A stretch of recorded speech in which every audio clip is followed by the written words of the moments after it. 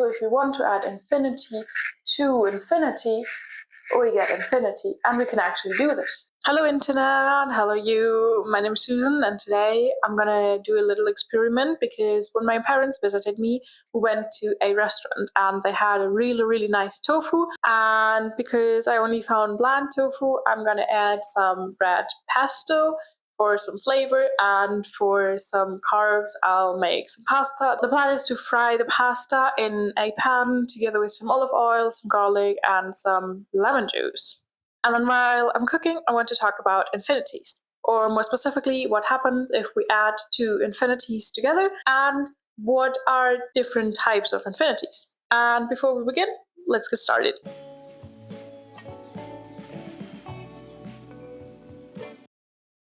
So first up, let's pretend that these pistachios are our numbers. To first stick to what we know, the finite world, let's pretend we have 6 slots on this board, and we have 6 pistachios. So if I want to add 6 new pistachios, I would have to open a new row. Because if I have finitely many slots and all of them are occupied, I need new slots to add new pistachios. However, what if we didn't only have 12 or finitely many pistachios, but instead we already have infinitely many pistachios? Let's pretend that this row goes on and on and on and on and out and into the universe, and it never ends. Infinity. Now I want to add some more pistachios, and let's pretend that these are infinitely many as well. What we can do is we say, okay, the first one has to go to the place of the second one. Okay, so for visualization, let's say all these pistachios mark up 1 slot each. The ones we're not using are already going into the grinder. So now every slot of 1 pistachio is occupied by 1 shell. So now every pistachio has its assigned shell. Imagine that this goes on and on and on into infinity. So what happens if some new shells come into the picture? Well, you see, we imagine that every slot is already occupied, so where should we put them? Easy. We say the first shell goes to the second to the fourth. So 1, 2, 3, 4. The third one to the sixth. 1, 2, 3, 4, 5, 6. The fourth one to the 8th. So you see we are doubling the position. So fourth one goes to the 4, 5, 6, 7, 8. Fifth one to the 6, 7, 8, 9, 10. Sixth one to the 10, 11, 12. And this one goes here. And there's actually a pistachio for every single shell that you'll find here. Because whatever number you can tell me, I can double it. And we can go on and on like this for infinity if you want to. So now there's 1, 2, 3, 4, 5, 6, 7, 8 infinity many slots open. So if we want to add infinity to infinity, we get infinity, and we can actually do this. So if this is my infinity, I can add the infinity to the already existing infinity without a problem. So this, in and on itself, is already complex enough. And I want to make it just a tiny bit more complex. Because you see, if we take infinity many pistachios, we would say that's a countably infinity. And we have to add this countably because sadly there are infinities that are uncountably. And before we can understand the difference, I want to introduce the notion of natural numbers. Natural numbers are the numbers we find in nature. So 1, 2, 3, 4, 5, basic. So for example, the pistachios could represent the natural numbers. And we use this notion of natural numbers to distinguish between countable and uncountable infinity. No matter how fine I grind them, you would still be able to distinguish between the different parts. Maybe you would need a microscope, but you would be able to do it. And I in turn could grind them until they're small, tiny pieces, and yet it would still be possible. So the pistachio, or the grounded cheese, if you want to, would represent the rational numbers. The rational numbers are all numbers that can be written by one entire number divided by another. 3, for example, would be 3 over 1, while 1/3 would be 1 over 3. And this makes it possible for us to count them. It would take you infinitely much time, but it would be possible. There are certain ways to do so, and I think I'll make a video about that too. I've already turned the water on, so now it's time to start with the tofu. Actually, that should be enough. I think I'll put the second package back. And since just tofu won't be enough and I already prepared pesto, I think I'll add some pasta. And start the heat as well.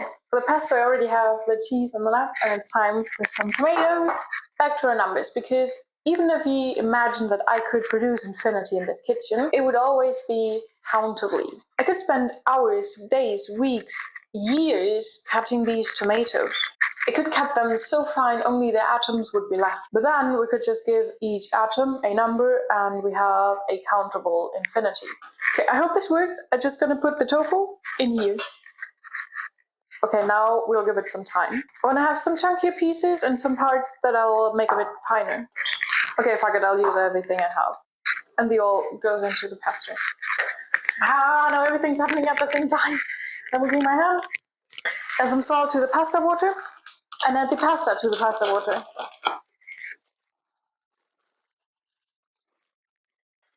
Okay, the tofu's gotten incredibly soft.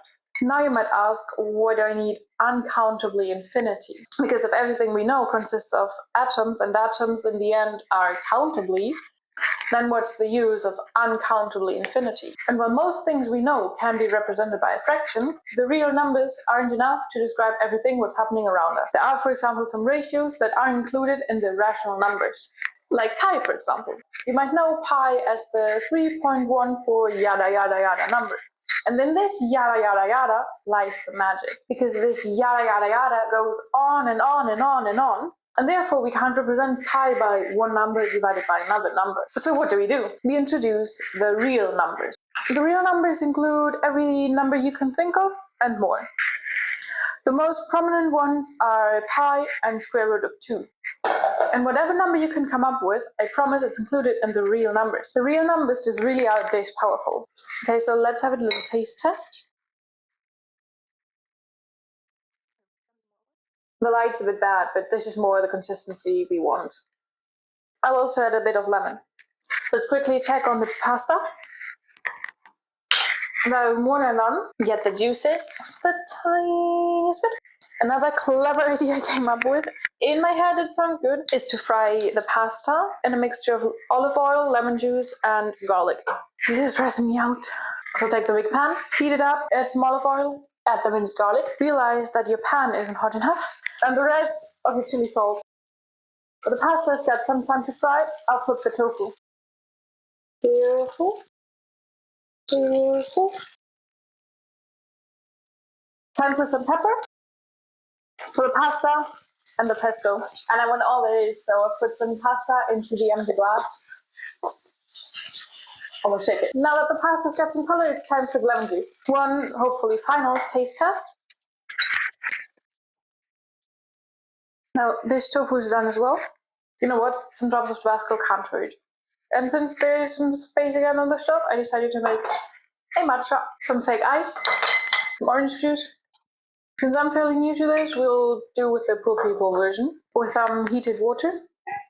So now we know the different kinds of infinities, but we still haven't yet seen how to actually count them. I want to do that in a separate video, and I also want to talk about the opposite of infinity. Does that even exist? Not per definition, but I would say the opposite of incredibly large is incredibly small. Time to taste the food.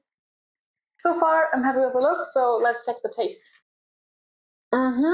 Maybe I just love lemon, but best idea I had on days. I like it. I hope it's gotten a bit clearer what we mean when we talk about infinities. And if you have any more questions, let me know in the comments. Hope to see you again sometime.